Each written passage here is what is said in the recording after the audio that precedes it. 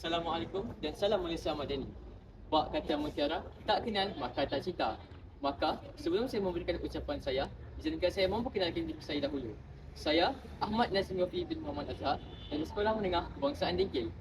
Dalam rancangan pendidikan Malaysia, terdapat 5 seremoni sejahtera.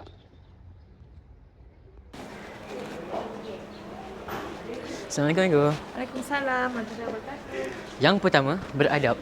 Menghormati guru, ibu bapa dan rakan serta mengamalkan nilai murni dalam kehidupan seharian. Yang kedua, berilmu. Berusaha menuntut ilmu secara berterusan dan menggunakan pengetahuan yang ada untuk kebaikan diri, masyarakat dan pihak sekolah. Terima kasih. Yang ketiga, berkeyakinan. Berani menyuarakan pendapat, berani mencuba perkara baharu dan yakin terhadap kebolehan diri sendiri. Yang keempat, berkemahiran. Menguasai pelbagai bidang kemahiran seperti komunikasi, kepimpinan dan juga teknologi dan IT.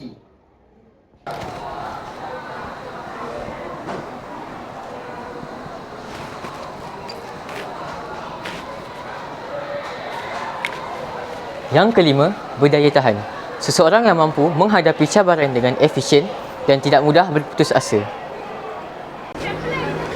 Akhir kata, pemimpin bukan sahaja satu jawatan, tetapi amanah yang diberikan untuk berkhidmat, memimpin dan membawa perubahan positif terhadap sekolah. Sekian daripada saya, calon MPMM bagi tahun 2026. Salam Malaysia Madani dan salam Smart Skill tampil hebat.